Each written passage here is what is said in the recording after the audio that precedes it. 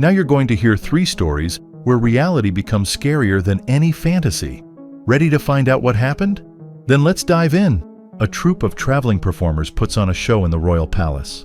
Their task is to entertain the ruler of the kingdom of Long Trellis and his wife. Everyone laughs except for the queen. She seems to be in a very bad mood. When she sees a pregnant actress, the queen demonstratively leaves the hall, returns to her chambers, smashes dishes, and weeps bitterly. The king hurries after his wife, comforts her, holds her tenderly, and promises that everything will be all right. That evening, a stranger in a long black cloak sneaks into the palace. He is a necromancer. The dark magician finds the king and queen and offers his help. It turns out they desperately want a baby, but the queen hasn't been able to conceive. The man says they must catch a sea dragon and eat its heart, which must first be boiled by a maiden of pure innocence. If the queen does this, she will become pregnant immediately. The king dons his armor and sets out to catch the sea monster. He sinks to the very bottom and finds it. The king raises his harpoon and strikes at the beast. The water turns red. The monster lets out a thunderous roar and lashes the king with its massive tail. The ruler falls. The monster dies, but the king is gravely wounded and also passes to the other world. The queen, however, now possesses the sea dragon's heart. She finds a virgin among her maids and orders her to boil the heart. The girl obeys the queen's command. She inhales the fumes of the boiling heart, removes part of her clothing, and presses her hands to her stomach. She is pregnant. The queen devours the enormous heart of the sea dragon, and that very night gives birth to the long-awaited son. Her dream has come true. Soon after, the funeral of the king of Long Trellis is held. The king of Strongcliff and the king of High Hills arrive for the ceremony. We see that the maid who boiled the monster's heart has also borne a child. 16 years pass. The queen's son, Elias, has grown up and no longer wishes to spend time with his mother. He much prefers the company of a boy named Jonah. This is the son of that very maid. He and Elias look so alike that people take them for twins. The queen is utterly displeased, since she is forced to search for her child every day. She summons the maid and forbids her son from ever speaking to the prince again. Elias learns of this and flies into a rage. Sure, he is a prince and shouldn't befriend his servants, but Jonah is like a brother to him. On the other hand, he must obey his queen. A trained bear performs at the palace. It can even play the trumpet and spin a hula hoop. After the show, the queen asks her son to help her put on her earrings. As he does so, the woman suddenly realizes that this is not Elias, but Jonah. The boys discuss the incident and realize that they can fool anyone. More than that, they could rule the kingdom in turns.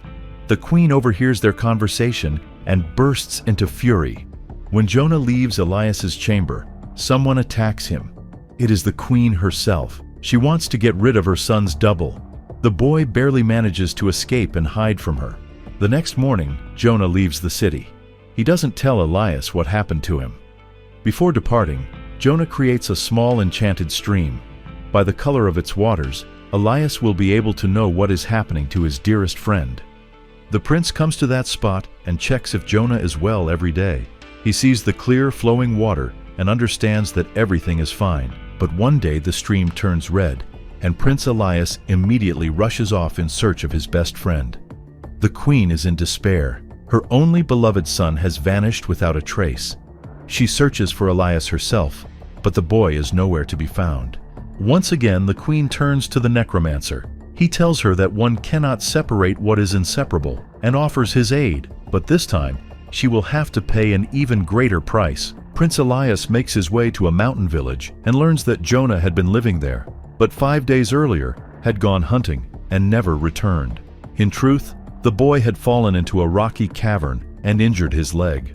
Suddenly, a hideous monster attacks Jonah. He cries out for help, and to his astonishment, Elias appears.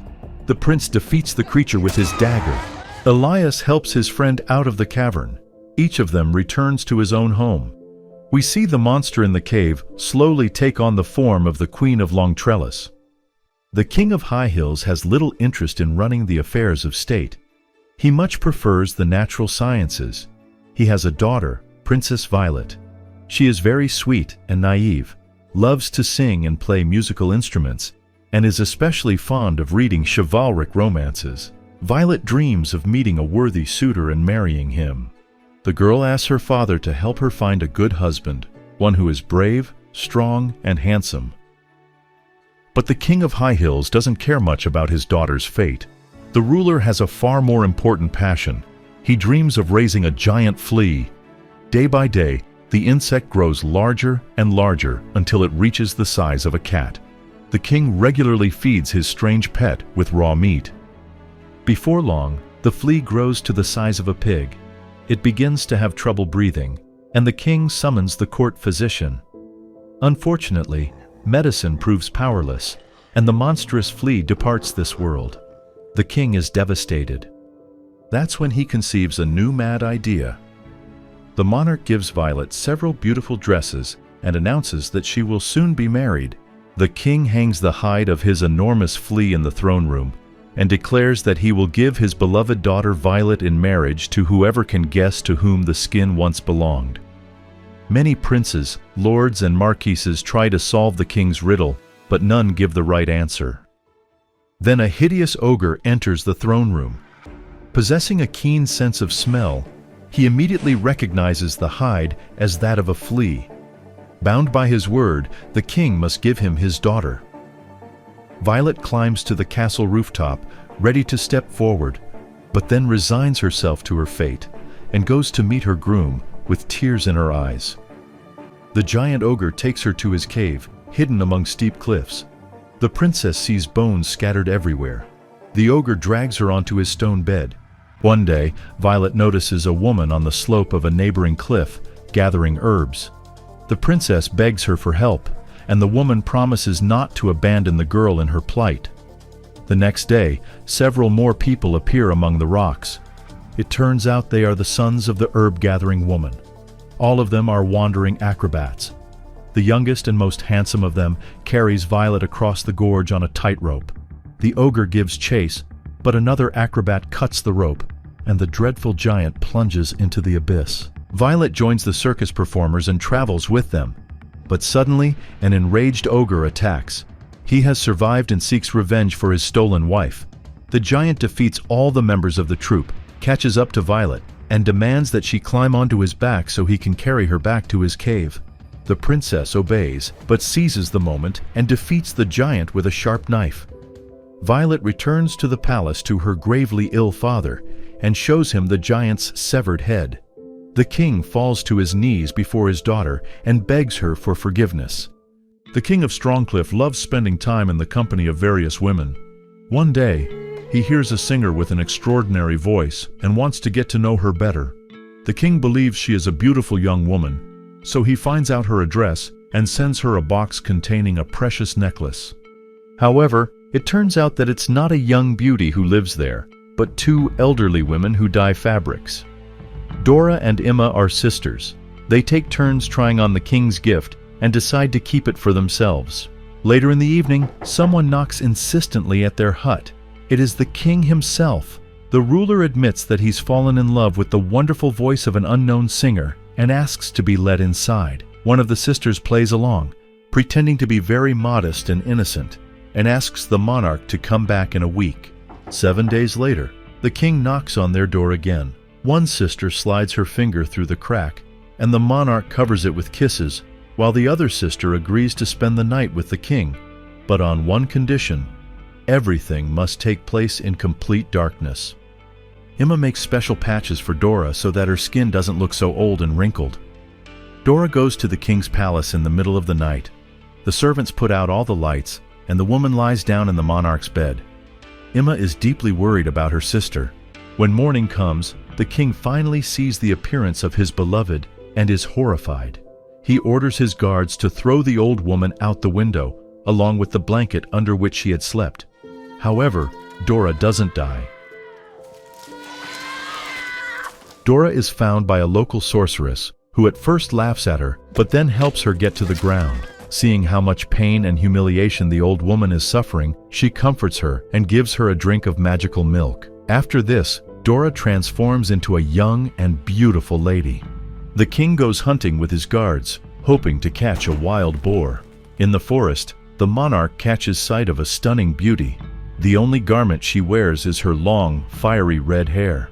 Soon after, Emma receives an invitation to the royal wedding. The future queen even sends her a festive gown. For the first time, Emma enters the palace and sees the king and his beautiful bride. The young queen takes Emma aside and confides that she is, in fact, Dora. At the same time, she begs Emma not to tell anyone that they are sisters. But Emma can't keep the secret and tells all the courtiers that she is related to the future queen. She wants to live in the palace like her sister. Emma begs Dora to reveal the secret of her youth and beauty. The young queen, eager to rid herself of her old and ugly sister, lies to Emma, claiming that her beauty came only after her skin had been stripped away. Then she returns to the king. Emma, consumed with envy, spies on them and comes closer. The monarch notices her and mistakes her for the old Dora. The king orders his guards to throw the wretched old woman out. In despair, Emma goes to a local craftsman and begs him to strip off her skin so she can become young and beautiful again. She is willing to pay generously for it.